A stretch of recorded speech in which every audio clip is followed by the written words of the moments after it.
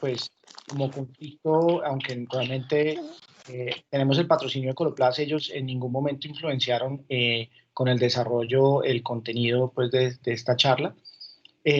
Hay algo que yo no considero que es un conflicto de interés, pero creo que vale la pena mencionarles, y es que yo hago parte del panel de un consenso que se está realizando en la Sociedad Colombiana de Urología sobre cateterismo intermitente.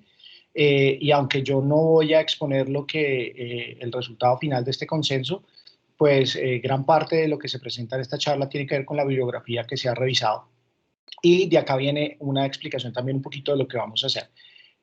Voy a contarles algo de lo que yo creo y es la opinión que yo tengo sobre muchas partes o muchas cosas que se hacen con el cateterismo, pero todo esto viene respaldado en la literatura. Espero que las personas que estamos todos conectados podamos hacer una discusión bastante interesante de todo esto, porque creo que habrán cosas que no todo el mundo esté de acuerdo con lo que yo voy a decir.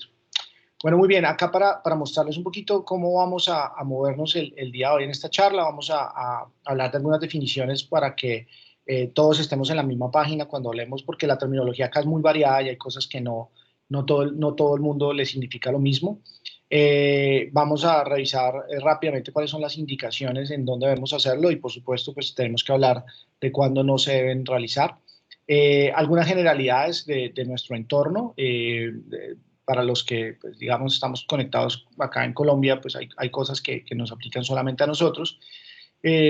La discusión de siempre, si vamos a hacer una técnica estéril, una técnica limpia, cuándo hacerla, cuándo no hacerla, perdón. Tipo de catéter, qué catéter es el recomendado para utilizar, obviamente hablando un poco de diámetro, longitud, si tenemos que usar lubricación, en qué caso se debe utilizar, el reuso, si tenemos todavía espacio para esto, complicaciones, frecuencia en la que debemos utilizar y algunos mensajes finales. Empecemos un poquito con las definiciones y acá lo que quiero definir es a qué conocemos como cada tipo de cateterismo. Entonces hablemos de lo que generalmente manejamos, del más frecuente para nosotros, que es el cateterismo limpio.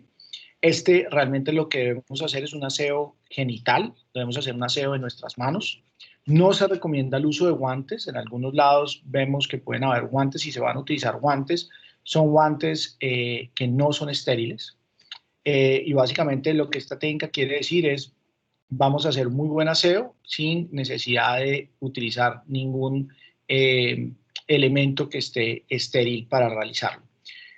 Aunque pueden encontrar que el uso de guantes se puede realizar, realmente en pediatría, y esto lo voy a insistir durante la charla, el uso de guantes no debería indicarse. Son pacientes que van a estar expuestos de forma crónica al látex y están predispuestos a tener una sensibilidad y alcanzar alergias al látex. Entonces, definitivamente cuando hablamos de cateterismo limpio, no uso de guantes.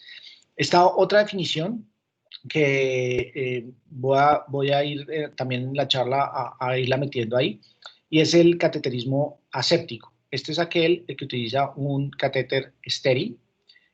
Todos los empaques que vamos a utilizar deben estar estériles. Si vamos a utilizarlo, a tocarlo con las manos, debe tener guantes estériles, debe hacerse una asepsia-antisepsia para realizar este cateterismo. Pero acá, dentro de este cateterismo, existe un subgrupo que me parece bastante interesante y por algunas características propias de nuestro país, creo que es la forma como, si quisiéramos hacer un cateterismo aséptico, debemos hacerlo de esta forma, y es la técnica de no tocar.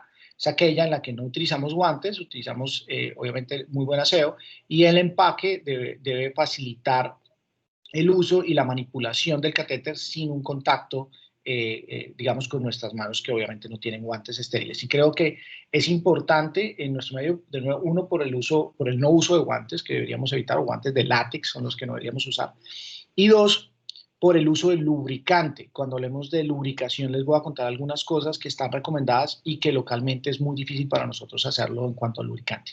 Y por último está el cateterismo estéril, que es el que siempre todo se debe utilizar de forma estéril, el material todo debe ser estéril, y esto básicamente lo podemos lograr de forma intrahospitalaria. Para que se hagan una idea, es el cateterismo que ponemos, el catéter que se pone en piso, en salas de cirugía, donde utilizamos bata, donde utilizamos campos estériles, donde utilizamos toda una asepsia, antisepsia, guantes, etcétera, etcétera. Entonces es muy útil para el uso intrahospitalario, pero digamos, o cuidados agudos, pero para el cuidado crónico, sea en casa o en sitios de manejo crónico, como algunos hogares, etcétera, etcétera, hacer cateterismo estéril es muy difícil. Entonces ya habiendo más o menos definido estas cosas y digamos esta terminología con la que me voy a referir, entonces continuamos con lo que son las indicaciones. Eh, Esto es algo que seguramente todos ustedes manejan, que acá no va a haber nada nuevo para ninguno, pero quiero de nuevo como que todos siempre estemos en la misma página para que más adelante generemos algo de discusión. Entonces, el cateterismo intermitente se debe realizar, uno, primero que todo, se debe individualizar, pero digamos las indicaciones más claras son cuando hay una falla en la evacuación de la vejiga.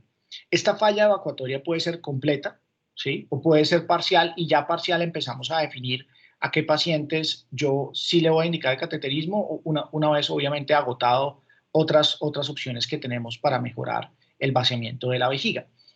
Estas indicaciones pueden verse aceleradas si esto está asociado a sintomatología o a algunas complicaciones como infecciones urinarias, dilatación del tracto urinario, etcétera, etcétera, que pueden ayudarnos.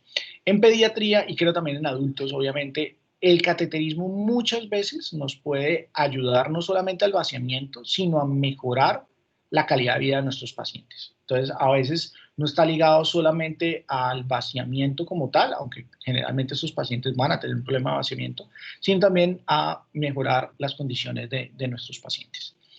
Claramente una contraindicación absoluta para el cateterismo intermitente es cuando hay una lesión de continuidad, ¿sí? De la uretra, es decir, un trauma uretral, o en algunos estomas de derivación, por ejemplo, un Mitrofanov, si hay alguna lesión, eso debería evitar el cateterismo intermitente. El manejo muchas veces es colocar una sonda, esperar a que esto mejore y luego una sonda permanencia y luego sí continuar con el cateterismo intermitente, o algunas veces ya definitivamente queda dañado tanto la uretra como el estoma y tenemos que buscar otras formas de hacer este cateterismo. Y hay algunas contraindicaciones relativas, que es la destreza manual, en algunos pacientes, sobre todo por obesidad, la dificultad para acceder al periné, o aquellos que tienen un deterioro muy importante cognitivo-psicológico, pero acá pues obviamente estamos hablando de cuando hay ausencia del cuidador que pueda realizar este cateterismo. Sigamos con generalidades. Acá quiero tocar unas cosas muy puntuales, muy locales también. Siempre, como les había dicho, se debe individualizar, las circunstancias cambian entre paciente y paciente. Entonces, nosotros como médicos debemos alejarnos un poquito de esta parte técnica del cateterismo, de si se indica y seguir como una receta. Debemos siempre indagar sobre las condiciones del paciente, las condiciones de su cuidado, sobre todo nosotros en pediatría. La gran mayoría de veces que nosotros empezamos, los cateterismos ellos están muy pequeños y necesitamos el entrenamiento del cuidador, ¿sí? Más que del mismo paciente. Entonces, saber cómo es la condición, si solamente tiene la madre, y si la madre trabaja, va a tener muchas dificultades para hacerlo, y esto debemos empezar de nuevo a individualizar cómo va a ser nuestro plan, cómo va a ser nuestras metas en el cateterismo. La normatividad colombiana afortunadamente pues garantiza algunas cosas entre la privacidad, condiciones de higiene. Entonces acá nosotros localmente, vuelvo y les digo, podemos apoyarnos en esta normatividad para realizarlo. Siempre debemos evaluar, ya les decía, con toda esta parte de individualización, debemos evaluar la salud general del paciente, cómo es la destreza manual del paciente, si va a lograr hacerlo en pediatría más adelante el cateterismo, o si definitivamente siempre va a depender de un cuidador. En este caso, pues generalmente los padres son los que realizan eso. Motivación de los padres, si ellos están motivados, el niño va a aprender esta motivación, y más adelante, cuando ya tenga edad para realizar sus propios cateterismos, él va a estar adecuadamente motivado para realizarlo. Y siempre, y esta es una gran dificultad en nuestro medio, por lo menos desde el punto de vista local en mi ciudad, es una dificultad de la capacitación que damos a los padres o a los pacientes para realizar esto. Ante problemas, siempre volvamos nuevamente a reevaluar técnica, mirar qué equipo estamos utilizando, cómo ha sido la lubricación, siempre volver a un paso atrás, volver otra vez a revisar qué es lo que sucede para dar paso a mejorar estas dificultades que podamos tener, y evitar, obviamente, que haya una desmotivación por parte de los padres o del mismo paciente. Bueno, ¿qué técnica es la que debemos utilizar? Yo ya me había adelantado un poquito a esto. Definitivamente cuando estamos ante un cuidado intrahospitalario o un cuidado agudo para el cateterismo, las técnicas estériles son realmente las indicadas. Recordemos, y vuelvo y repito, técnica estéril, me refiero a aquella técnica en donde todo lo que vamos a utilizar está completamente estéril. Campos, batas, guantes, todo es estéril. Sin embargo, esta técnica no puede volverse parte de nuestro día a día con nuestros pacientes una vez están en cuidados crónicos o están en su casa, en cuidados ambulatorios. Y acá es donde la técnica limpia tiene, digamos, el lugar para realizarse. Siempre se debe evaluar la evolución del paciente y ajustar dependiendo lo que se debe realizar. Y en casos de infecciones urinarias, esta técnica aséptica empieza a ganar lugar y empieza a ser respaldada por la evidencia. Entonces, si ustedes están realizando cateterismos en casa y el paciente como problema principal tiene las infecciones urinarias, consideren la técnica aséptica y vuelvo y repito, para mí en nuestro medio la técnica aséptica es la técnica que utiliza, la técnica de no tocar. Por algunas características que ahora que hablemos de lubricación van a darse cuenta de problemas que tenemos acá en el país para realizar técnicas asépticas. ¿Qué catéter? Bueno, acá definitivamente cuando uno revisa la literatura no hay una superioridad de un catéter, una marca, un tipo de catéter sobre otro. Todos estamos de acuerdo en que no deberíamos utilizar catéteres con látex por razones ya previamente expuestas. Idealmente los catéteres deberían tener una baja fricción, lubricados, cuando tengamos pacientes con infecciones recurrentes. Entonces, cuando ustedes piensen en un paciente que se les está infectando, idealmente deberíamos considerar este tipo de catéteres. También hay estudios que nos demuestran que este tipo de catéteres de baja fricción tienen una mayor satisfacción porque básicamente la cateterización, el paso del catéter es muchísimo más fácil y esto se asocia en algunos estudios con satisfacción. Sin embargo, cuando ya nosotros empezamos de manera crítica a analizar la evidencia, no hay unos datos suficientes para el uso rutinario de los catéteres de baja fricción, o sea, para formulárselo a todos.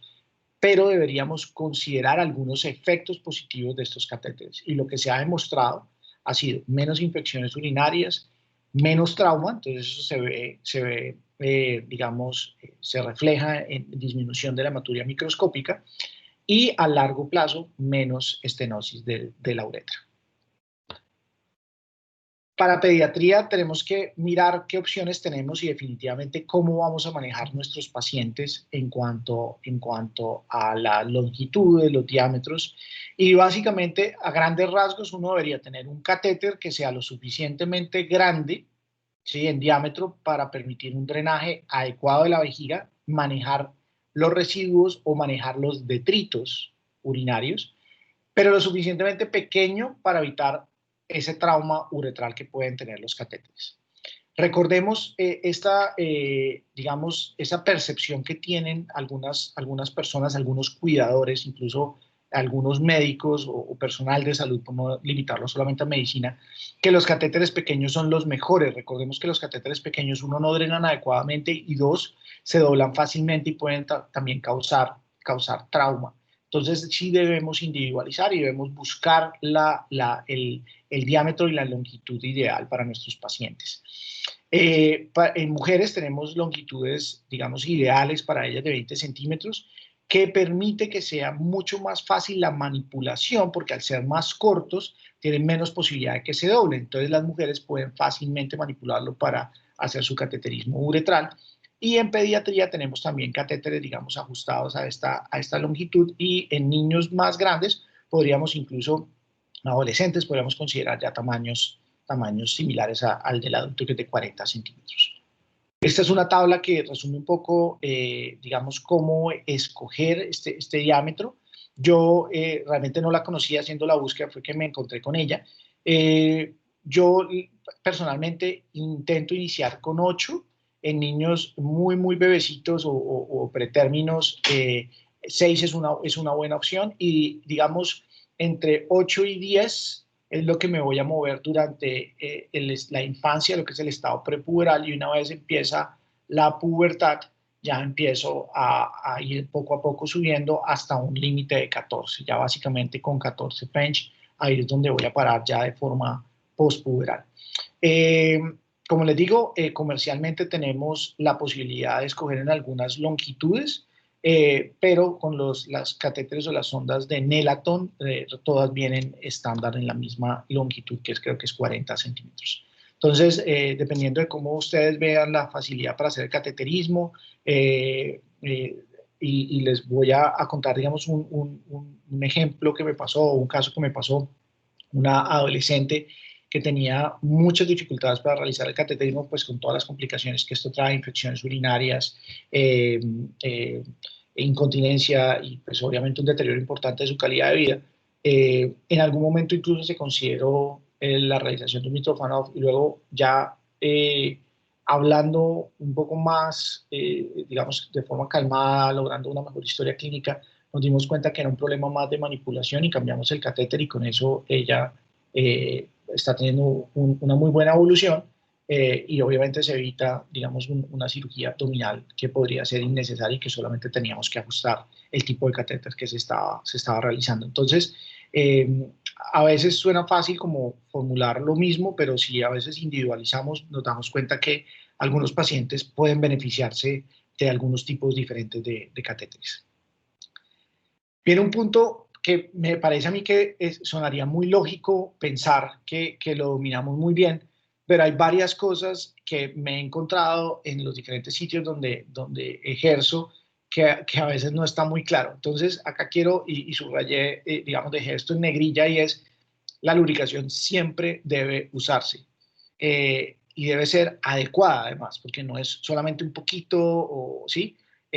A veces me he encontrado yo en algunos hospitales que voy a pasar una sonda y todavía me preguntan que si quiero usar lubricante para pasar la sonda. Entonces a veces uno se pregunta como si no la fuera a pasar yo, ¿cómo así? ¿Cómo están pasando acá la sonda en este sitio? Entonces, sin lugar a dudas, la lubricación se debe utilizar. Me he encontrado con algunos padres también que me dicen que ellos no utilizan lubricante para hacer el cateterismo, porque en algún momento se lo dejaron de formular, etcétera, etcétera, o se les acabó y se les hizo fácil simplemente humedecer un poco el catéter, pasarlo y no tuvieron problema para pasarlo. Pero esto realmente va causando un traumatismo en la uretra que es recurrente, que es progresivo hasta que empezamos ya a tener algunas estenosis, algunas complicaciones ya por este uso, llamémoslo, traumático del paso de sonda. El lubricante puede ser aplicado, ¿sí? Como lo hacemos en nuestro medio, que tenemos tubos de lidocaína jalea, o puede ya venir en el dispositivo, ¿sí? Pero definitivamente la razón es que reduce el riesgo de trauma y evitamos estas complicaciones. Cuando nosotros nos vamos ya a mirar qué es la recomendación del lubricante, nos encontramos que el lubricante debería ser de un solo uso y debería ser, obviamente, en un empaque estéril. Comercialmente nosotros no tenemos ese tipo de lubricantes acá. Deberían venir en unos paquetes que se pudieran utilizar y pudieran desecharse y en la siguiente, digamos, cateterismo volviera nuevamente a hacer. Nosotros acá disponemos de unos tubos de lidocaína jalea, que lo que intentamos es reutilizarlos, y esto puede tener un efecto directo en contaminación y en infecciones urinarias. Cuando tengamos no solamente infecciones urinarias, pero cuando tengamos dificultades para el paso del catéter, considerar, lo habíamos visto en unas diapositivas anteriores, considerar estos catéteres de baja fricción para este tipo de pacientes, para evitar el microtrauma que se hace y evitar la estenosis a mediano y largo plazo. Cuando hablamos de estos paqueticos que les decía, lo ideal, el volumen ideal que se recomienda son 10 mililitros para hombres y 6 mililitros para mujeres. Y las recomendaciones es que debería hacerse un lubricante a base de agua, un lubricante estéril a base de agua. De nuevo, en nuestro medio no lo tenemos. Entonces, por eso cuando vamos y hablamos de esta técnica séptica que yo les decía, hay algunas características en nuestro medio, pues es que además de que puedo yo tener una sonda en un empaque estéril, una anélato en un empaque estéril, tengo que sacarla y tengo que lubricarla con algo que no está estéril. Entonces, lograr técnicas asépticas básicamente tiene que ser en equipos que vengan con un recubrimiento en donde la manipulación es mínima para lograr esta técnica aséptica. Por eso en nuestro medio creo que la única técnica aséptica que pudiéramos hacer es utilizando catéteres que vengan, que sean de baja fricción, prelubricados y que tengan un empaque especial que permita la mínima manipulación del catéter para poderlo realizar. Otras cosas que se pueden, o sea, que tenemos nosotros y que no necesariamente se deben utilizar es, no hay recomendación de estos geles o lubricantes que vengan con clorexidina o con estos materiales para antisépticos. Realmente no ha mostrado una superioridad. En nuestro medio en Colombia había hace unos años, ya hace mucho tiempo no he vuelto a verlo comercialmente. Y el que nosotros tenemos que es de lidocaína, si nosotros quisiéramos un efecto digamos, anestésico en pacientes que tengan una mayor sensibilidad genital, que en la gran mayoría de nuestros pacientes que son de mielomeningocele, vejigas neurogénicas, la sensibilidad, afortunadamente en este caso, la sensibilidad no es la mejor y pues se adaptan un poco más fácil, pero en aquellos que tengan mejor sensibilidad o que no tengan ningún problema neurogénico, como pacientes con vejigas de valvas, por ejemplo, en valvas de aorta posterior, si quisiéramos este efecto anestésico con la lidocaína, deberíamos dejarla actuar por lo menos unos 5 minutos para lograrlo, cosa que rara vez, digamos, se hace en este entorno ambulatorio. Bueno, reuso. Sé que es algo que todos nosotros hacemos, sé que es algo que de una u otra forma hemos aprendido a hacerlo. Donde yo me entrené, por ejemplo, era algo que hacíamos muy frecuentemente. Acá en Colombia es para mí, por lo menos en mi hospital, es difícil hacerlo. Los pacientes no se adaptan, ellos realmente no se sienten bien utilizando los productos y cuando uno empieza a mirar cuál es el soporte detrás del reuso, definitivamente hay básicamente no soporte para reutilizar los catéteres. ¿Por qué?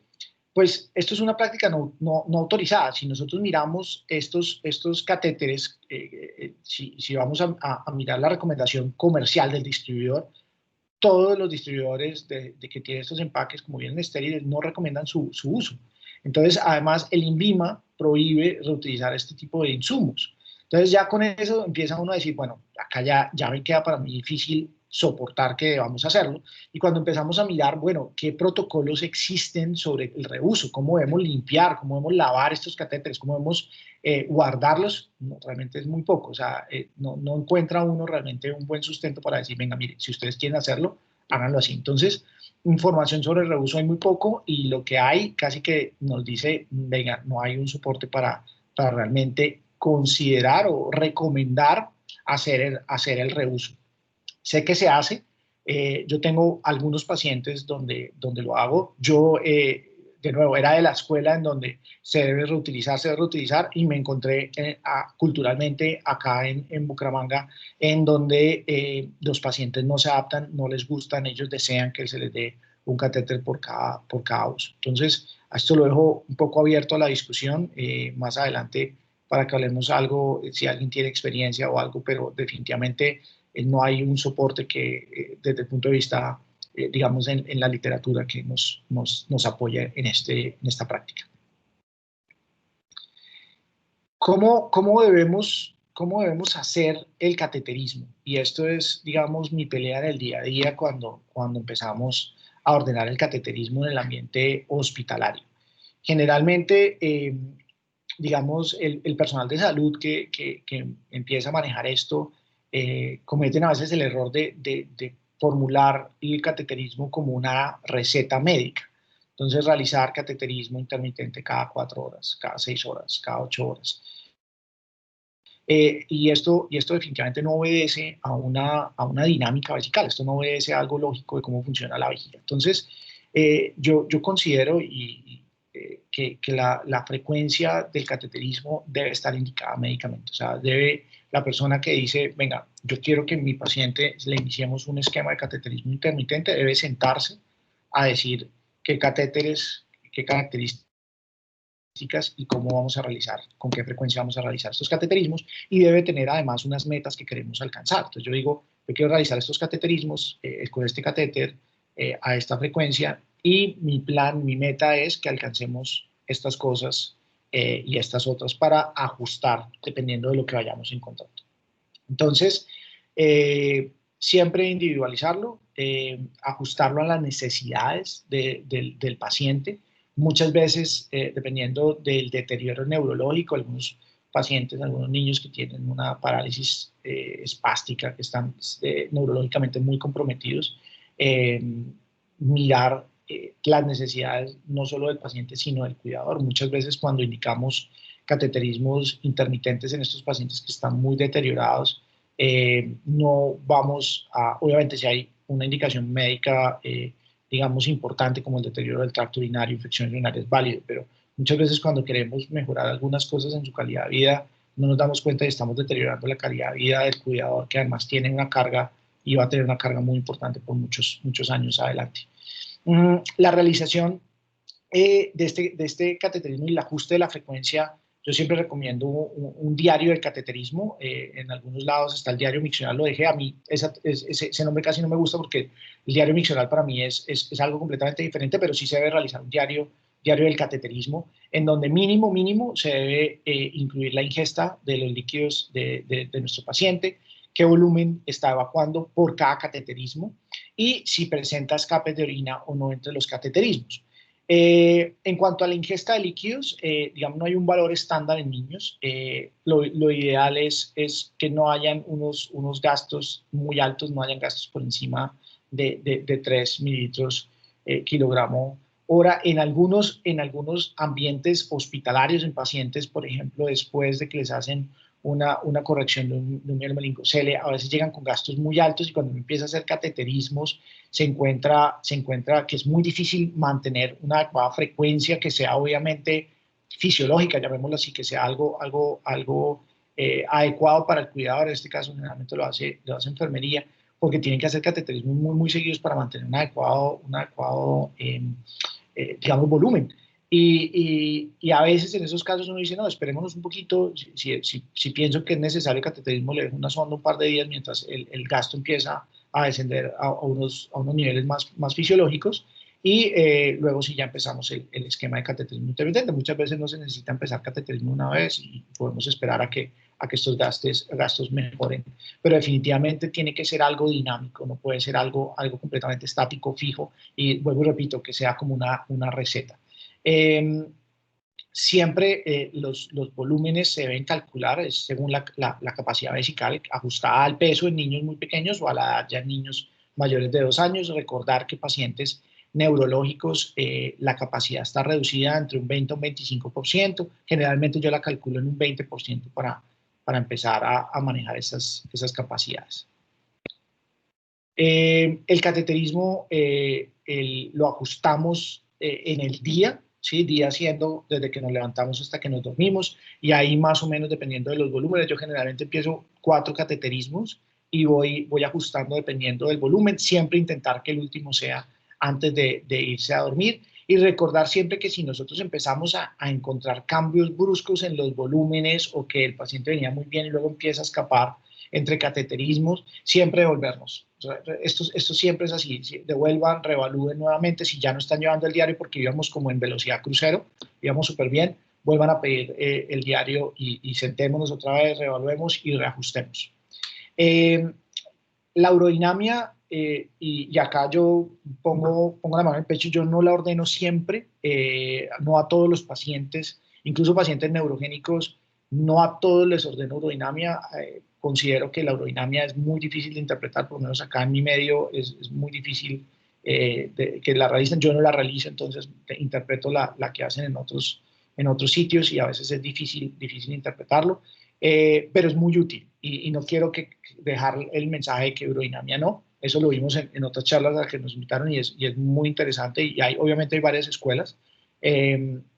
Pero la urodinamia es muy útil en estos pacientes para también ayudarnos a ajustar la frecuencia, no solamente porque nos ayuda, podemos ver el volumen, pero podemos ver la presión a ciertos volúmenes. Entonces, muchas veces yo no solamente quiero desocupar la vejiga al volumen esperado para su capacidad, porque ese volumen, digamos que el volumen es 200, pero resulta que desde que vamos en 150, la presión del detrusor se elevó y alcanzó niveles que no son seguros. Entonces, a veces, si yo no puedo relajar ese detrusor y mantener esa presión baja, puedo correr un poquito el cateterismo para evacuar la vejiga en presiones que son seguras aún para el tracto superior. Entonces, la urodinamia es muy útil en muchos de estos pacientes. Especialmente nos ayuda a identificar los pacientes de alto riesgo, en donde el monitoreo debe ser mucho más estricto de la frecuencia en la que estamos evacuando la vejiga. Y quería acá resaltar que obviamente los pacientes donde más pendientes debemos estar son los pacientes con estas vejigas neurogénicas. ¿Qué complicaciones encontramos nosotros? Entonces, las infecciones urinarias es, digamos, como las más importantes y a lo que los pacientes cuidadores le tienen más miedo. Definitivamente, las muestras de orina rutinarias no es una buena práctica. Estos pacientes tienen una alta incidencia de bacteriuria, no solamente por su enfermedad de base, sino porque se están manipulando la gran mayoría de ellos con cateterismo limpios. Entonces, al mediano plazo, rápidamente, ellos van a estar colonizados con bacterias y hacer un diagnóstico de infección urinaria en estos pacientes a veces no es fácil. Sin embargo, la recomendación es muy clara y es que solamente se deben tratar infecciones sintomáticas. Por el mismo motivo, no hay ninguna recomendación para darle profilaxis antibiótica de forma rutinaria a estos pacientes. Muchas veces uno puede dar profilaxis antibiótica, pero de nuevo con un plan a corto plazo. Mientras lo adapto, le doy un poco de profilaxis o padres ansiosos, puedo ayudarme un poco con profilaxis mientras algo logro, o tiene otro factor de riesgo que quiero corregir, estreñimiento, por ejemplo, quiero corregir el estreñimiento, entonces le voy a dar profilaxis por un poco más de tiempo mientras corrijo el estreñimiento y luego lo quito. Pero recordemos que el cateterismo en la gran mayoría de estos pacientes que estoy hablando, que son neurogénicos, va a ser una práctica muy larga, sino de toda la vida. La profilaxis no tiene ningún sentido en estos pacientes crónicos. Lo que se ha encontrado como medidas importantes para prevenir infecciones recurrentes, para prevenir epididimitis y orquitis, que en estos jóvenes van a tener un efecto negativo sobre la fertilidad, es algo que no hablamos mucho nosotros, pero que es importante empezar a tener en cuenta. Las epididimitis y las orquitis recurrentes y crónicas en estos pacientes van a tener un efecto negativo sobre la fertilidad. Pero bueno, las medidas que se han visto que son importantes es la frecuencia con la que evacuamos la vejiga, evitar esas vejigas sobredistendidas, la educación sobre cómo realizar el cateterismo de forma adecuada, utilizar un material adecuado y una técnica adecuada. Y acá vuelvo y hago énfasis en que en estos pacientes con infecciones urinarias consideremos las técnicas asépticas, que de nuevo en Colombia esas son utilizando técnicas de no tocar, que requieren catéteres con recubrimiento.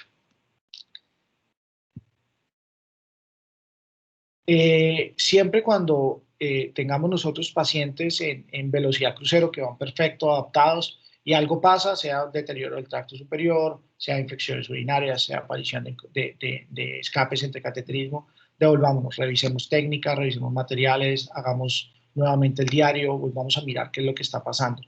Y con eso vamos nuevamente a volver a encadenarnos por donde es. Muchas veces vamos a terminar haciendo urodinamia o exámenes adicionales porque ellos durante el crecimiento la dinámica vesical va a ir cambiando.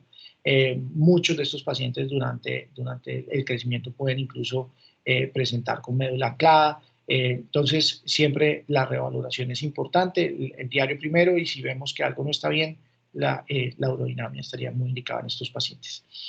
La otra complicación importante en nuestros pacientes es la estenosis uretral. También puede que no sea solamente la uretra, también digamos las derivaciones continentes que utilizamos tipo Mitrofanov pueden también tener falla por el microtrauma constante, depende mucho de la técnica, también de los materiales. Entonces apenas detectemos dificultad para hacerlo, consideremos el cambio de catéteres por catéteres que sean mucho más fáciles de manipular y que disminuyan este microtrauma.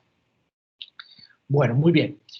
Yo tengo unos mensajes, por lo menos son míos, mensajes para que yo me llevo a casa después de esta revisión y después de todo digamos, estas reflexiones que nos obliga a hacer. Localmente, solo podemos hacer técnica de no tocar si queremos hacer cateterismo aséptico, que es el cateterismo además que, digamos, la Asociación Europea de Urología recomienda para el cateterismo en casa, es el cateterismo aséptico, pero en nuestro medio solo serviría la técnica o solo podríamos hacerle con técnica de no tocar. Todos los pacientes deben individualizar. Yo sé que es un poco cliché en medicina, pero sí debemos mirar las circunstancias que envuelven al paciente, el grado de motivación que tiene el cuidador, sobre todo en pediatría, cuando empezamos en niños pequeños, motivar a nuestros pacientes en la medida que van creciendo. Ojo con los adolescentes dan dolor de cabeza porque ellos tienen esta sensación de que nada malo les puede pasar. Entonces ellos generalmente abandonan tratamientos, no solamente cateterismo, si es un paciente diabético deja de aplicarse insulina, o sea, eso es en todos los adolescentes y nuestros adolescentes no son ajenos a decir ya no me voy a hacer cateterismo, solo lo voy a hacer cuando voy a salir, etcétera, etcétera. Entonces siempre estar, y nosotros tenemos que ser los grandes motivadores de nuestros pacientes y de los cuidadores. Evaluar destreza manual, mirar qué pacientes pueden hacer el cateterismo. Recuerden el ejemplo que les dije, muchas veces uno cambiando el tipo de catéter puede ayudar a que pacientes con una destreza disminuida puedan realizarse sus propios cateterismos y en nuestro medio miremos qué pacientes y las características del paciente hacia el acceso del sistema de salud. No es lo mismo, y me perdonan si alguien no es de acá, pero no es lo mismo un paciente de una prepagada que un paciente de una empresa subsidiada y eso tenemos que tenerlo en cuenta. No es lo mismo un paciente que vive muy lejos, que tiene que tomar lancha, chalupa, bus, etcétera, etcétera, para llegar a un control que aquel que simplemente le queda en la misma ciudad. Entonces, este tipo de cosas que a veces las pasamos por alto en estos cuidados crónicos es muy importante volver a las bases, volver a evaluar todo eso y escoger lo que para ese paciente en particular va a ser lo mejor.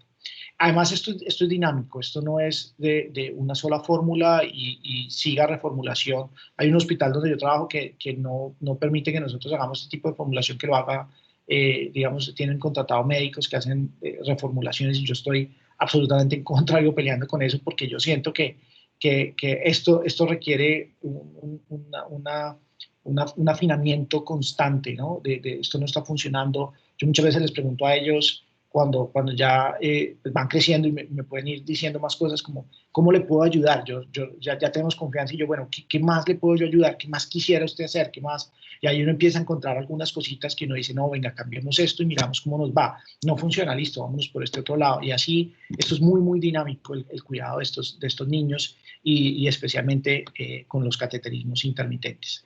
Definitivamente no tenemos evidencia que soporte el uso de técnicas estériles por fuera de los ambientes hospitalarios, entonces en ambientes ambulatorios realmente no. Y vuelvo y hago la cuña, la evidencia está cada vez más apoyando la técnica estéril, especialmente para prevenir infecciones urinarias.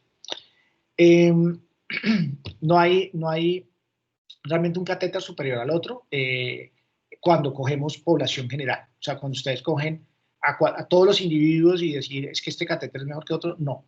Pero si nosotros cogemos e individualizamos y miramos cuáles son las necesidades de cada paciente, de cada población o de cada individuo, vamos a decir, a este sí le sirve este catéter mejor que a este otro porque tiene más infecciones, o porque está haciendo trauma, o porque digamos, la habilidad manual está reducida, porque es mucho más cómodo en una niña utilizar un catéter más corto, etcétera, etcétera. Todo esto que hablamos, cuando ustedes ya se ponen a revisar paciente por paciente, dicen, no, este sí le sirve este no le sirve pero lo que quiero decir es que de forma global no hay una recomendación que yo pueda decir, es que todos tienen que empezar a formular tal catéter de ahora en adelante.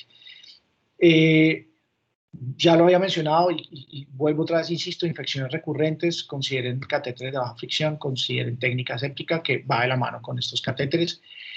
Ajusten diámetro según la edad, no caigan en la repetidera, miren los pacientes, conozcan los pacientes, miren y en la medida del tiempo sean dinámicos con los diámetros. Esto les va a ayudar a dos cosas que además parece mentiras, pero se asocia, se relaciona con la calidad de vida.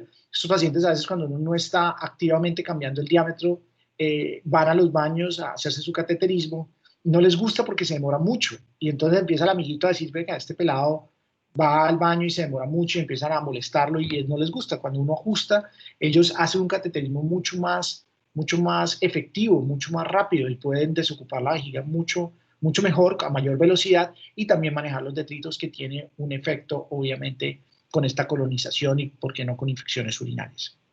No olvidar la lubricación, es muy importante. En nuestro medio tenemos limitaciones sobre el tipo de lubricantes que disponemos. Casi todos nosotros, creo todos nosotros, utilizamos lidocaína jalea, pero no es lo que va de la mano con las recomendaciones. Deberíamos tener empaques más pequeños que sean de un solo uso, estériles, con lubricantes idealmente a base de agua. La gran pregunta que yo tengo acá y que voy a dejar es si el reuso deberíamos continuarlo o no.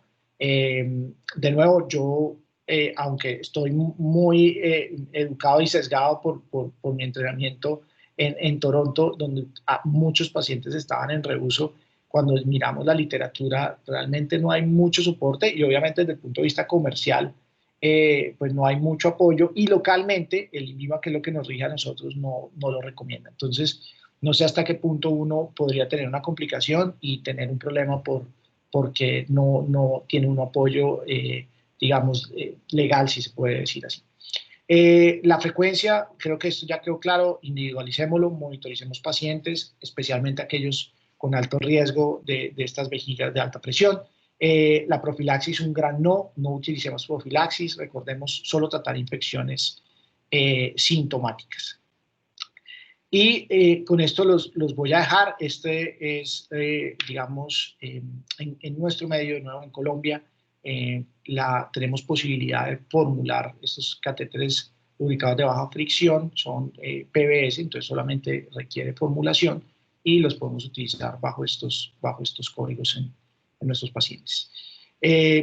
Muchísimas gracias. Acá les voy a dejar con unas lecturas, digamos, recomendadas donde va a ser para hacer esta charla y pues quedo atento a cualquier pregunta, inquietud. Ojalá discutamos un poquito. Si alguien no está de acuerdo con algo, estamos acá abiertos. Vuelvo y digo, esto es algo muy de opinión, pero intenté que fuera lo más basado en la literatura posible. Bueno, doctor, muchísimas gracias. Muchísimas gracias por su tiempo. Bueno, mi nombre es Jean-Pierre, soy el gerente de marketing para Coloplast. Quería aprovechar, mientras tenemos bastantes preguntas que nos gustaría poder revisar, pero antes me gustaría compartirles a todos, y va muy en línea con lo que usted estuvo diciendo. Estamos terminando de organizar a partir de la semana que viene, un curso de expertos en incontinencia. No sé si pueden ver mi pantalla, Ya, donde ahora sí. están, perfecto, donde nos encantaría que puedan participar. Para poder participar, ahí hay un código QR. De cualquier manera, ahora les voy a estar dejando el link en el chat. Pero la verdad, personalmente lo quería felicitar, no solo por su capacidad de oratoria, sino por la cantidad de temas bien explicados, y creo que como usted dice, ¿no? Dan para muchísima charla y profundidad en los debates que tengamos. La realidad es que hemos tenido un público, no solo mucho público, tuvimos más de 100 personas, sino un público súper activo. Tenemos casi 15 preguntas. Si quiere podemos repasar algunas rápidamente para no dejar sin contestar. Si quiere yo le voy leyendo. Porfa, sí, porque como estaba compartiendo pantalla, hasta ahora abrí el chat, hasta ahora estoy mirándolo. Entonces, si las tienen por ahí, mejor. Perfecto, entonces vamos con la primera. Bueno, ahí Isabel pregunta, ¿en Colombia qué catéteres de baja fricción hay o conoce? Bueno, conozco el SpeediCath. Ese es, digamos, el que he tenido la oportunidad de conocer. No sé si hay más, si alguien en la audiencia conoce otro, pero yo solamente, por lo menos, he tenido acercamiento a ese catéter. Bien. Muchas gracias por la recomendación. Por supuesto, nosotros elegimos SpeediCath y nos encantaría para todos los que tengan necesiten más información. Todo nuestro equipo va a estar más que bienvenido y entusiasmado de poder hacerles llegar, de poder charlar con ustedes y de sobre todo aprender tanto de ustedes como de la literatura que ya existe acerca del cateterismo intermitente limpio. Acá tenemos otra, Richard nos pregunta, algunas indicaciones de profilaxis antibiótica en cateterismo vesical en pediatría. Perdón. Pero, algunas indicaciones de profilaxis antibiótica en cateterismo en pediatría. Exacto. ¿Sí? Esto es un tema de alta discusión. Yo de entrada diría no hay algo que si yo voy a empezar un cateterismo intermitente deba dar profilaxis. No. Pero tenemos que revisar, digamos, las características de nuestro paciente. Vuelvo y digo, a veces uno da profilaxis porque, por ejemplo, viene de hacer infecciones urinarias antes de que empezara el cateterismo, porque tiene un estreñimiento y pienso que está en riesgo, porque tiene una dilatación importante, pienso que está en riesgo. O sea, individualicemos al paciente. Lo que sí quiero decirles a ustedes es, este paciente crónicamente va a estar en cateterismo. Entonces, si la decisión de dar profilaxis es por el cateterismo, la respuesta es no porque este riesgo no nos va a cambiar. Excelente. Bien, vamos con la próxima. Según si hay necesidad de reuso de sondas en un paciente, ¿cómo se debe indicar el aseo y conservación del insumo? Listo. Les voy a contar lo que yo hago, sin embargo, vuelvo otra vez a insistir en lo que mencionaba acá. No hay respaldo en literatura médica para el reuso y digamos, si a mí me preguntaran oficialmente si yo puedo soportar el reutilizar la sonda, me queda muy difícil decir que sí. Sin embargo, lo que yo aprendí y lo que he hecho en algunos pacientes donde hago el reuso es indico a los padres que una vez utilicen la sonda, ¿sí? Entonces, lo que uno les dice es, les voy a dar un número limitado de sondas, entonces usted se va a hacer un cateterismo, digamos, va a ser 4 en el día. Usted se va a hacer un cateterismo, usted pasa el catéter, saca el catéter, lo lava con agua, jabón, ¿sí? Normal, líquido, y ese catéter hay dos formas, uno secarlo, ¿sí? Lo deja secar y lo guarda en una bolsa de Ziploc, o incluso muchas veces uno le puede recomendar mojarlo después en vinagre, en una solución con vinagre, y secarlo y dejarlo en una bolsa de Ziploc. Y así utiliza todos los catéteres, digamos, que vienen de primer uso, o sea, estériles, los usa, los guarda y luego los vuelve, los marca y los sigue utilizando por los catéteres y puede ser, por ejemplo, iniciar con 4 usos, con 5 usos que sea, digamos, para esa semana. Entonces, esa es como una forma que uno lo puede utilizar. Pero si vamos a mirar que si hay algún protocolo específico, algo que de verdad haya demostrado que ese paciente no se va a infectar o que haya algún fabricante de sonda que nos explique cómo se deben limpiar y guardar, no existe nada de eso en la literatura. Excelente. Acá hay varias de sonda nocturna, así que se la leo.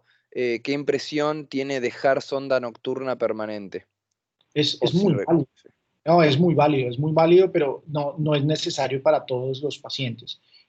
Pacientes con altos gastos, pacientes con persistencia de dilatación o infecciones, a pesar de, digamos, el cateterismo que se haya realizado de forma adecuada durante el día, estos pacientes se adaptan muy bien al cateterismo en la noche. Tengo bastantes pacientes que lo utilizan y la gran mayoría de ellos es porque persisten con una dilatación. Muchos de ellos tienen gastos altos, entonces uno lo que quiere es dejar descansar la vejiga durante la noche. La gran pregunta acá es si utilizar Nelaton o una sonda que no sea con látex o utilizar una Foley, que es una sonda con látex durante la noche para comodidad. Y eso es algo que si no sé, tengo pacientes que no se adaptan a las sondas Foley y tengo otros que se adaptan muy mal al Nelaton porque se jala, se mueve mucho el niño, se sale. Entonces, esa sí es una pregunta que no podría responder, toca dependiendo de cada paciente. Sí, tenemos muchas preguntas, doctor. Voy a leer un par más, no quiero robarle mucho tiempo, No, pero igual, si todos están bien, podemos seguir contestando, yo no tengo ningún problema. Ok, aquí tenemos una pregunta bastante amplia, pero creo que está bueno abarcarla en términos generales. Mariela Zabaleta nos pregunta, ¿cuáles serían los pacientes con alto riesgo? Claro, los pacientes con alto riesgo se miran desde el punto de vista de presiones del detrusor. Eso es, digamos, lo que nos dice alto riesgo. ¿Cómo podemos, no es lo ideal, pero cómo podemos indirectamente mirar pacientes de alto riesgo? Aquellos que empiecen a dilatar el sistema urinario. Entonces empezamos a ver una dilatación del sistema colector que no venía. Entonces esos pacientes hay que estudiarlos. Pero si nosotros hacemos un estudio dinámico, aquellos que tengan altas presiones del detrusor, que generalmente por encima de 40 centímetros de agua, uno ya empieza a decir, esto tiene un riesgo. Esto de todas maneras es un valor de esos valores en medicina que se quedan ahí tradicionalmente, históricamente, de mucha gente que ha entrado a decir, venga, puede ser que no sea 40, puede ser que sea otro valor, puede que el niño sea diferente, etcétera, etcétera, pero aún seguimos manejando, digamos, ese valor de seguridad, lo llamamos así. Excelente. Acá Richard Vaquero nos hace preguntas bastante interesantes. Indicaciones para iniciar cateterismos en recién nacidos con mielo meningocele. Indicaciones de cateterismo en valvas de uretra posterior. Y si podría, por favor, explicar nuevamente cómo podemos calcular la frecuencia del cateterismo vesical en niños. Perfecto. Entonces, empecemos con mielomeningocele. Normalmente, cuando a mí me encanta que me llamen para todos los pacientes que nacen con mielomeningocele. No lo logro, pero pues es lo que me gustaría que sucediera en un mundo ideal. Entonces, una vez ese paciente nace, generalmente en los primeros días, generalmente en las primeras 24 horas, es llevado a cirugía para corrección de su defecto espinal y muchas veces quedan en posición prono por un par de días.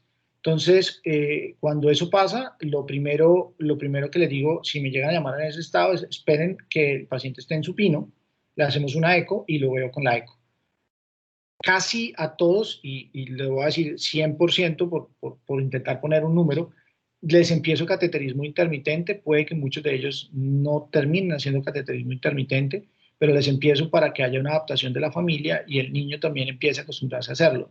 Y ahí empiezo muchas veces, y seguramente les ha pasado a todos, les hacen cateterismo y los llaman y les dicen, doctor, es que sale, de los cateterismos salen 5 cc, 3 cc, no sale casi nada. Entonces les digo, vayan bajándole, pero por lo menos dejen un cateterismo durante el día. ¿Por qué? Porque muchas veces esos niños salen y regresan después a la consulta, puede ser años después, y uno se pone a revisar y tiene indicación de empezarle cateterismo intermitente. Por X o por Y motivo, vamos a empezar el cateterismo intermitente.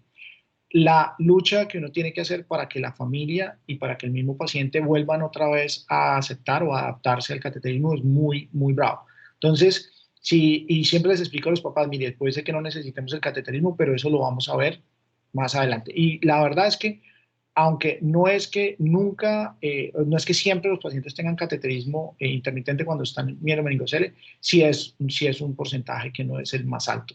Entonces, yo prefiero explicarle siempre a los papás y vender la idea de que esto es algo que vamos a hacer y que vamos a necesitar y más adelante darles tal vez la buena noticia de que en este caso, sobre todo en lesiones muy bajas, no se va a necesitar y se puede manejar la vejiga neurogénica de otra forma. Eso para mielomeningocele. Para valvas de uretra posterior, esos son niños un poquito más tarde.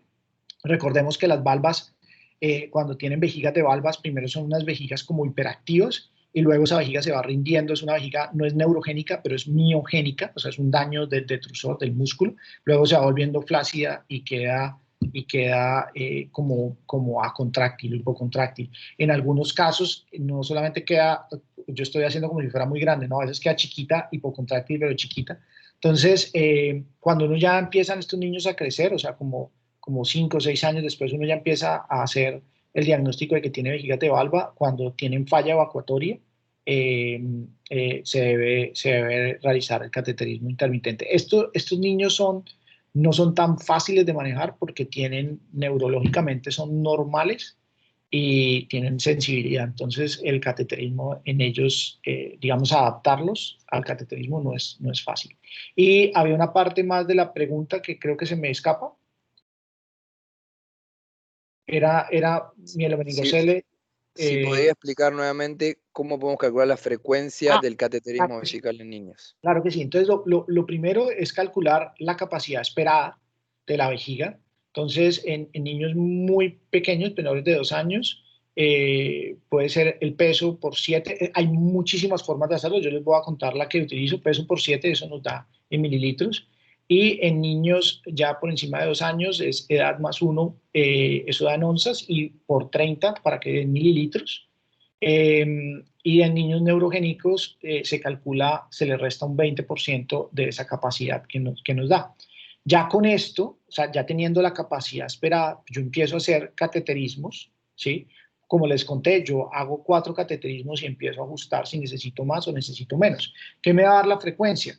Si yo le estoy haciendo cateterismos y estoy por encima de la capacidad esperada, pues aumento la frecuencia, y si estoy por debajo de la capacidad esperada, entonces lo que hago es disminuyo la frecuencia para mantener esos volúmenes dentro de la capacidad que yo lo quisiera tener. Ahora, muchas veces no es ni siquiera ajustar frecuencia, es decir, pasarme a 5 o pasarme a 3 cateterismos en vez de 4, sino muchas veces es ajustar a qué horas hago el cateterismo. Entonces uno a veces con esos diarios que le digo, uno se da cuenta que, por ejemplo, en la mañana él tiene un buen gasto que me sirve mantener los volúmenes como les estoy contando, pero en la tarde se cae un poquito el gasto, entonces puedo espaciar un poquito más los cateterismos ahí. Ese tipo de cosas es lo que el diario nos da una gran ventaja. Excelente. Muchísimas gracias. Acá tenemos otra pregunta que la puedo contestar yo, pero la hago pública también. ¿Hay estudios que evalúen la adherencia de los pacientes con cateterismos vesicales intermitentes en niños según el tipo de sondas lubricadas o Nelaton? Tenemos estudios de adhesión a tratamientos. Obviamente son públicos, el que los quiera puede consultarlos al equipo de Colombia, pero doctor, si tiene otra respuesta o si conoce algún estudio para recomendar, también bienvenido a su palabra. Estoy...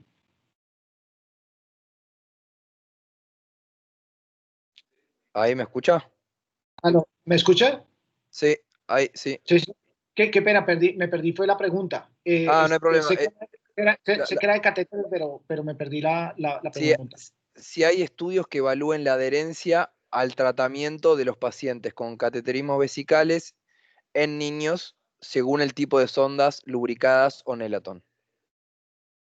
Sí, hay un estudio, no lo recuerdo en este momento cómo se llama para referenciárselo, pero sí hay un estudio que miró la satisfacción del cateterismo. Y sí, y sí hay unos que muestran que definitivamente, no puedo hablar de adherencia como tal, pero sí de que hay una mayor satisfacción al paso del catéter. Hay obviamente estudios que dicen que son iguales, pero por eso digo que estos estudios a veces no son fáciles de interpretar, porque cuando uno coge el grueso de la población y compara un catéter con otro, uno no encuentra las diferencias, pero cuando uno coge los grupos y mira este paciente que está teniendo problemas para cateterizarse, este paciente que tiene infecciones urinarias, este que está haciendo microtrauma, esos hasta pronto sí van a tener una preferencia o un beneficio sobre la población general para tener este tipo de catéteres. Entonces, esos estudios hay que mirarlos con lupa, porque, bueno, uno no puede hacer una recomendación, digamos, porque a veces hay falta de evidencia, pero la falta de evidencia, aunque no apoya que uno haga una recomendación, tampoco significa que es que no sirva. Entonces, de nuevo, cuando uno mira toda la población, definitivamente no hay una gran ventaja, o a veces no se ve, pero cuando uno preselecciona, tiene grupos con algunas dificultades o con alguna complicación, uno empieza a darse cuenta de algunas ventajas que tienen estos catéteres. Entonces, yo sí quiero invitar digamos, a la gente que a veces cuando revisan la literatura y uno no puede, digamos, hacer una recomendación, no quiere decir que por allá no sea la cosa. Entonces, tengan en cuenta digamos, estos catéteres en poblaciones que tienen dificultad para el cateterismo, que están haciendo microtrauma o infecciones recurrentes. Creo que ahí es donde está la ventaja. Perfecto. Tenemos dos últimas. Rolando nos pregunta, en pacientes que orinan espontáneamente, ¿qué recomendación haría para medición de residuo y así ajustar frecuencia de cateterismo? Bueno, la pregunta, digamos, acá sería si está orinando espontáneamente, me imagino, tiene una evacuación incompleta, supongo, para mirar si se necesita. Yo creo que acá, no sé si esa sea la pregunta, pero acá tal vez la gran ventaja, o la gran ventaja no, la forma de hacerlo es una ecografía. Yo lo utilizo mucho.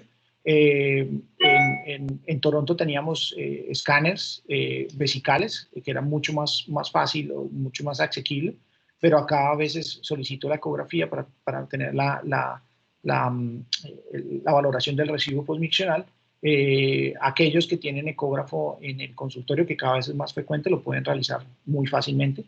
Si la evacuación, y esto ya es discutible y depende pues, de lo que presenta el paciente, pero si la evacuación es incompleta, uno empieza con recomendaciones para mejorar la técnica miccional, para mejorar esta evacuación, y si definitivamente hay complicaciones como infecciones urinarias, como dilatación del tracto, ese paciente va a terminar en cateterismo. Pero la mejor forma es ecográfica.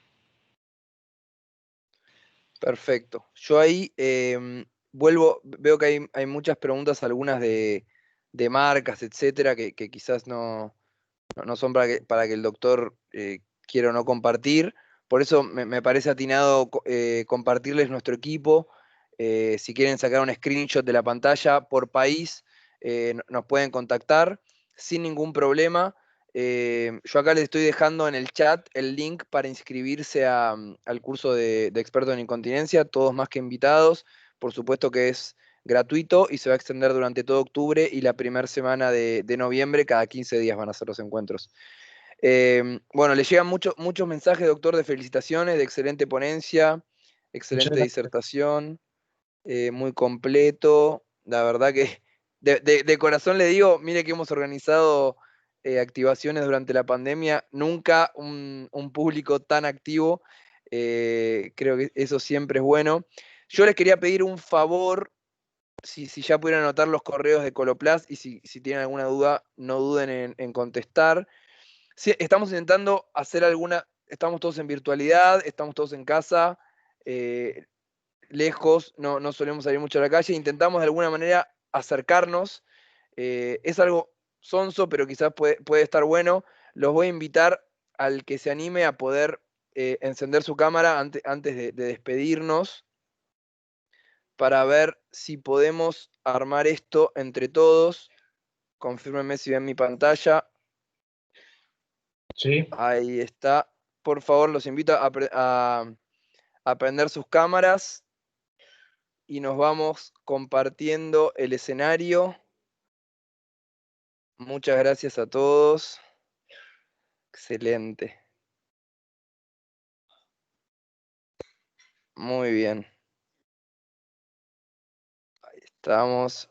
Para que vean un poco la cantidad de personas que hemos sido el día de hoy.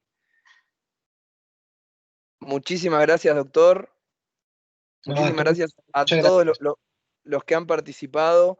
Los invitamos, por supuesto, a escribirnos cuando necesiten. Lo que necesiten, vamos a estar súper contentos y súper entusiasmados por poder ayudarlos. Para los que no nos conocen, nuestra misión y nuestro compromiso con toda la población es elevar los estándares en la calidad de vida de las personas. Así que cuenten con el equipo de Coloplast para todo lo que necesiten. De corazón, muchísimas gracias por su tiempo, muchísimas gracias por su predisposición y por su curiosidad. Muchas gracias, doctor, por su capacidad de oratoria y por su conocimiento.